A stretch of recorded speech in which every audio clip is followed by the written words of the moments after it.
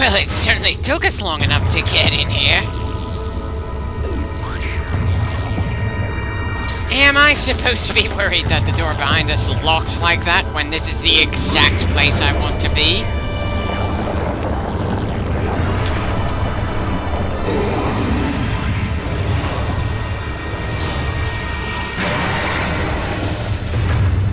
Well, this certainly looks distinctly different from every other Metroid we've ever seen in this series.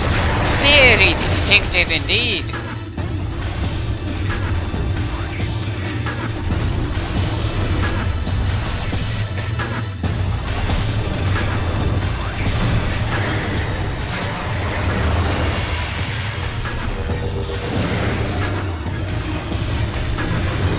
I'm sorry, does this thing also go through the whole color-coded things like the mutated Metroids and the specially armored pirates right from the start of the fight?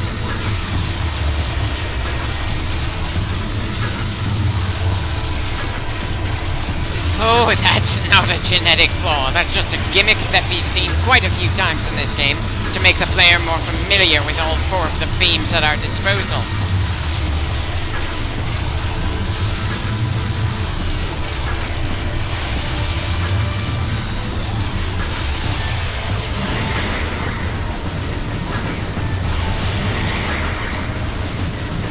Okay, going to be at least a little troublesome to dodge that beam, that's for sure. It does not take long to charge, but at least it doesn't seem to be able to change directions once it starts firing.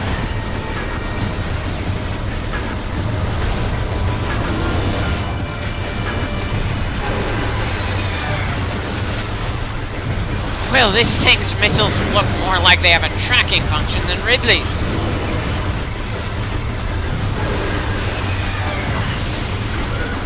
And of course, I dodged right into that set of missiles. Please tell me we're going to have some measure of healing at some point in this fight, especially since we started this fight injured.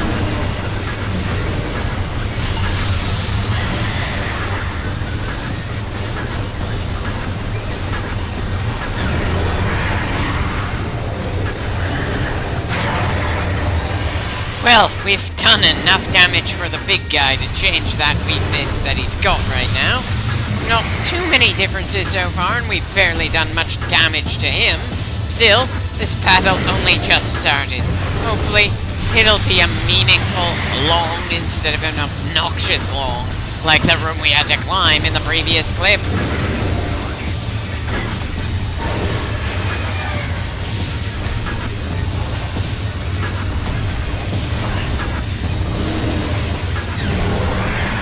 And we've got the thing recoiling again after enough shots. Huh, digging itself a tunnel? I was expecting it to just change its armor again, but apparently this fight is gonna shift terrain the longer it goes. And we're back to the power beam for some reason.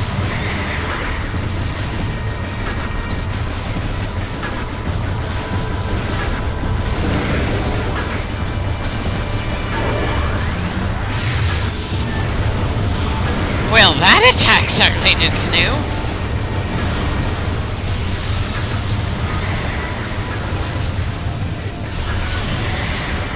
And destroying those energy balls got us missiles instead of health. Bloody typical. Kind of wish I had more of a say in this fight, but it's not like the game did anything to give this some emotional weight outside of we're close to finished here. Ugh.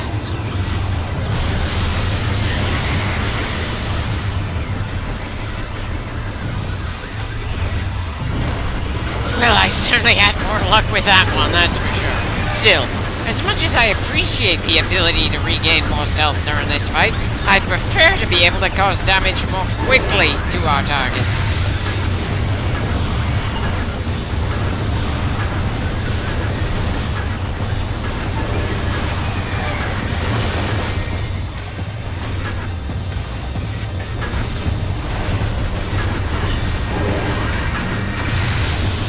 He certainly enjoys sending out those energy balls.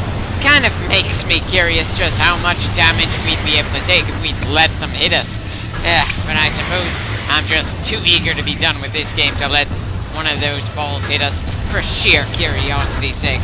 Just like I don't want to see if the blasts that bounce off can somehow hurt us.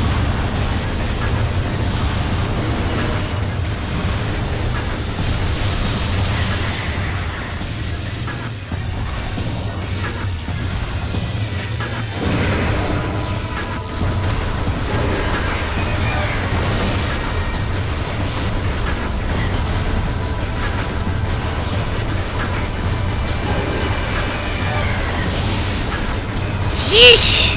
Over 5 minutes and we're not quite at the 75 point for its health bar, at least I don't think so. Still, we are making progress.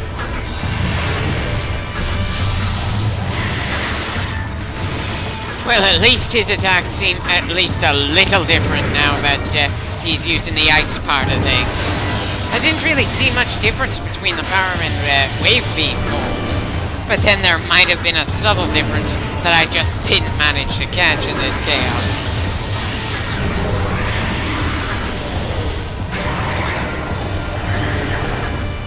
Oh, come on! How are we supposed to dodge that if rolling underneath in this convenient trench wasn't the right idea? I'm trying to fight smart. I'm possibly not fighting as smart as I should have been, but still, I feel like we're doing reasonably well in this fight, even if I'd like to speed things up.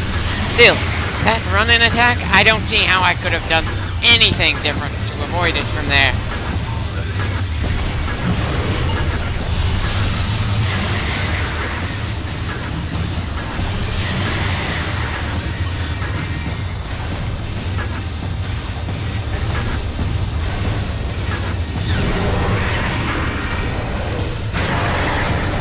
Okay, seems we're changing battlefields again.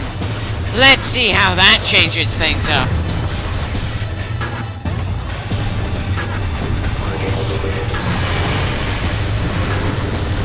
Okay, so he's got a tractor beam now.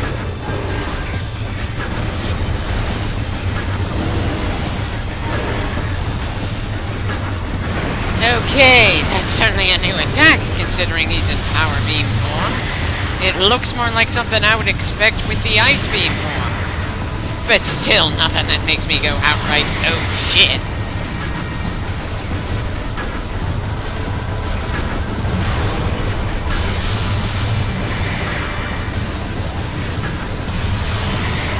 Again, I probably should have gotten a hell of a lot better at dodging attacks in this game when it's been this damn long. This is literally the final bit of the game. I should be damn confident in how we move around.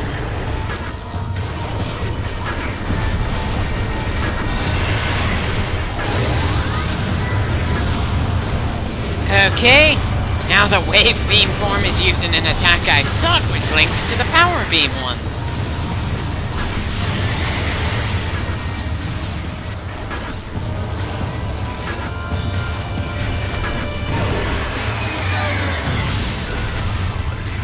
Well, that certainly took quite a chunk from our health, but thankfully we gained more than we lost there. Again, it's hard to feel all that scared about what's going to go on in this fight. We've had 2 scarier battles of attrition before this one.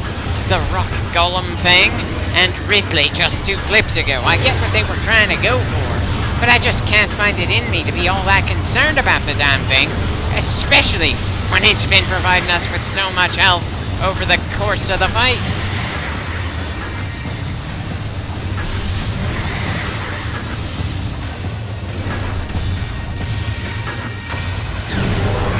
And we're at the halfway point of the fight, or at least the health bar says so.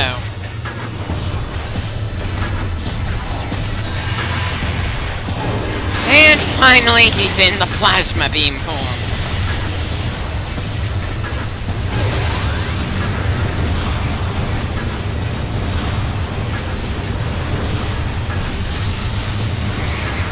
Oh yeah, definitely feels like it's gonna be a lot faster than the others. Though maybe that's just my mind playing tricks on me. No, it really was significantly faster, which again just goes to prove that the plasma beam is pretty damn powerful compared to the other 3, and we're also in much better shape now than we were at the start of the fight.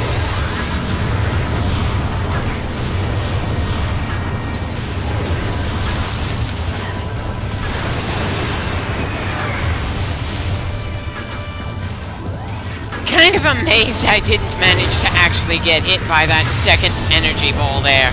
It certainly got rather close.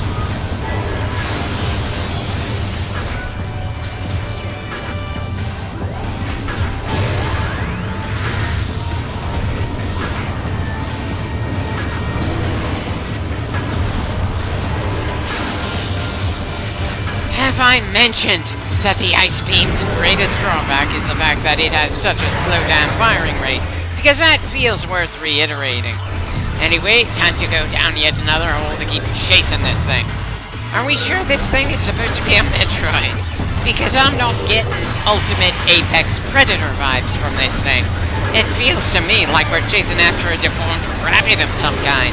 Sure, it's still dangerous, but it feels like it just wants us to stop chasing it, rather than it trying to ensure we're dead.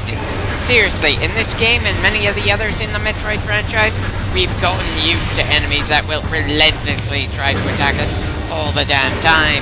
The only exceptions that come to mind for me are a few of the Metroids from the 3DS remake, and those were probably a lot more annoying than the game designers probably intended. Those, were mini-bosses on the road to the end, though. Not the absolute final boss like this guy.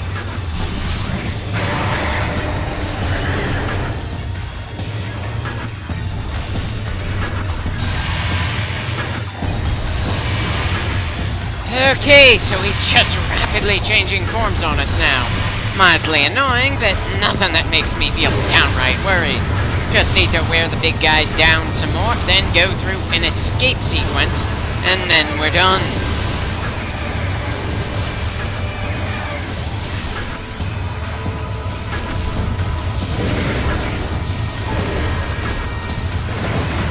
Huh.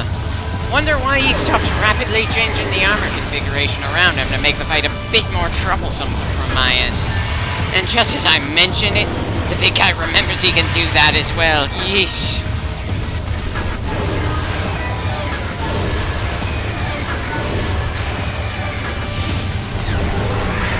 Right. Caught him recoiling again. He most definitely doesn't have another recoil moment left in him with this little health left. We just need to make it through this final push. Does anyone else find it funny that it's taken me approximately the same amount of time to beat the final boss, who is explicitly a damage sponge, that it took for me to get through that one room with constantly spawning Metroids just before this room?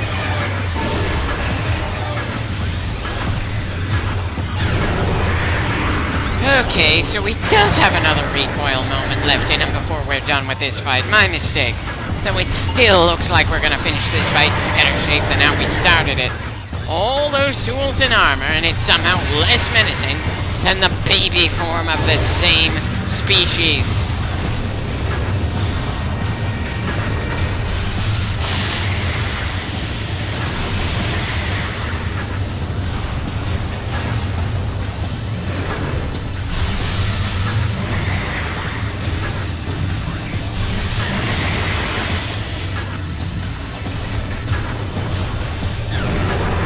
And that does it! We're finished with the Metroid Prime. Or just about finished at any rate. This clip still has quite a few minutes to go, apparently.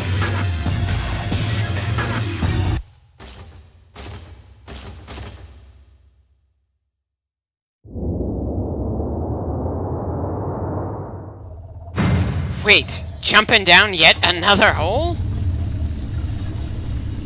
Well, there's the body.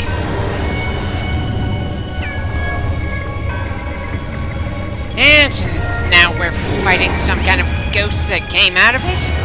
A ghost that looks more like a Medusa head than the bug-like form it started with?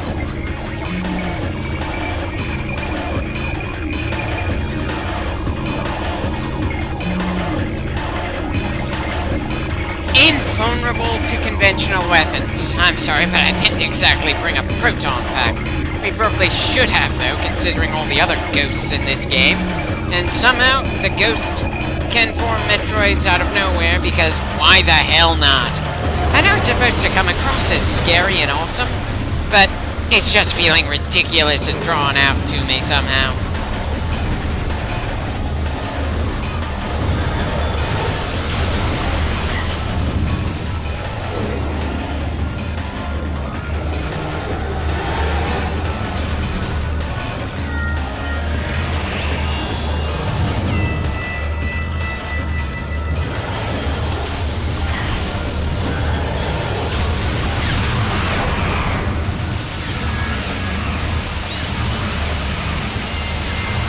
Okay, so we can damage it when we're standing in the pools it leaves behind. And when we don't have those pools to work with, we just need to survive long enough for one to show up. Again, I'm sure this was meant to be pretty awesome, but the execution just isn't doing anything for me right now. Sorry.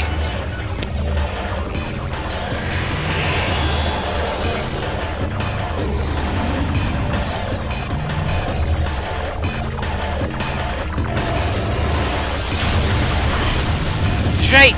Apparently I need to change visors to see him this time for some reason. Just why do I keep referring to this genderless and now bodiless monster as a him anyway?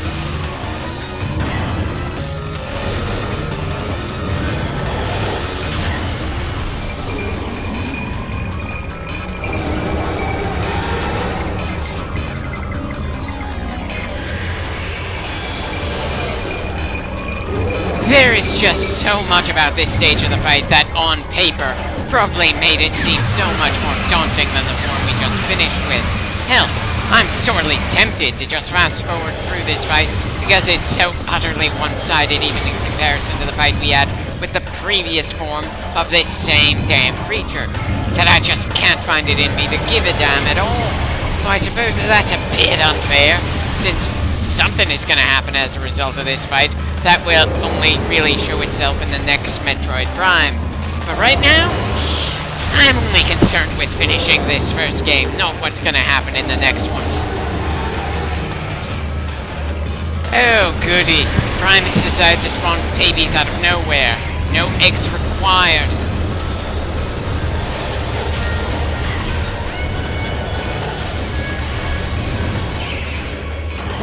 And apparently, these aren't even the ones that can split apart and be immune to all but one weapon.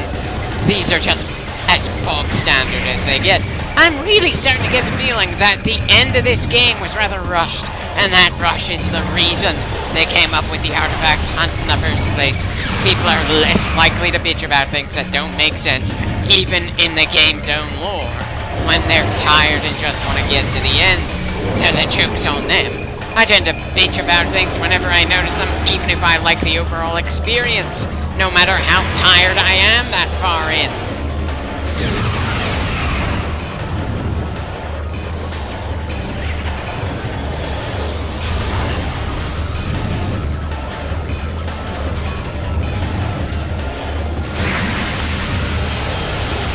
Apparently the Metroids that don't come from eggs, but from, thin air just above a pool of Phazon are somehow vulnerable to Phazon.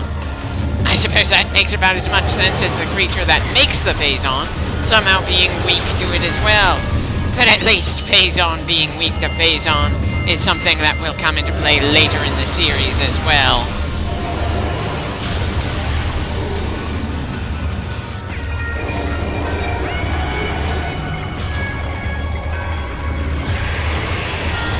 Right, so we've got some of that other form of Metroid that we're never going to see again spawning from there as well.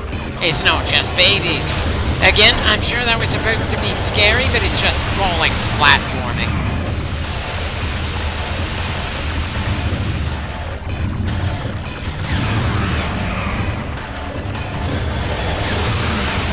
So among the other issues, the Phazon Cannon that we absolutely need for this fight has a limited range, and the enemy can easily end up outside of that. Don't get me wrong, I very much like the fact that this game helped make the Metroid franchise into something that Nintendo treats as a major series, instead of something to forget about like poor F-Zero. But I'm equally harsh with all the game series that I grew up with, and I refuse to pull punches for them.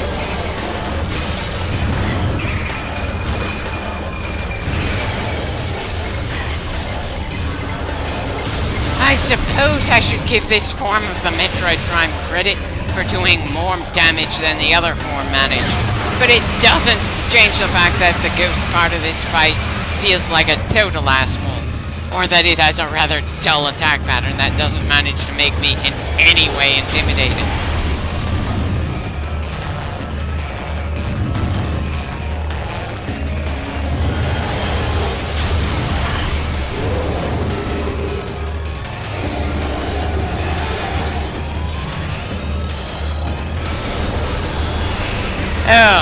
now we get the kind of Metroid we were running into on the way to the final boss room.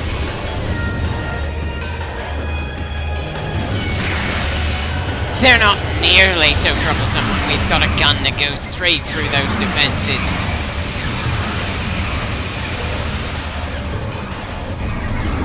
And that does it. We're done with the second form.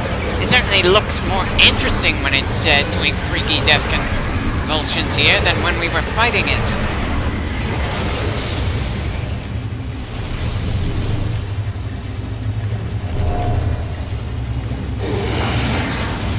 Oh, just hurry up and die already.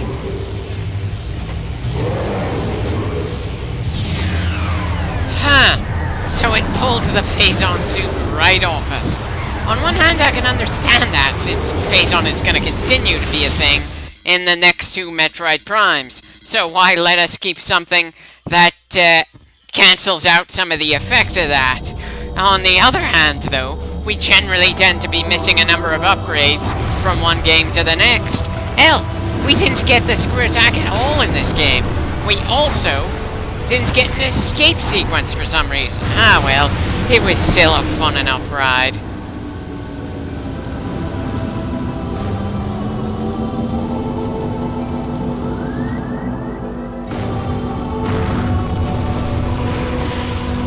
I'd ask how stone is burning like that, but then that's not the strangest thing we've seen in this clip. Anyway, Samus, I hope you have a good rest until the next time I work with you. It's been a pleasure.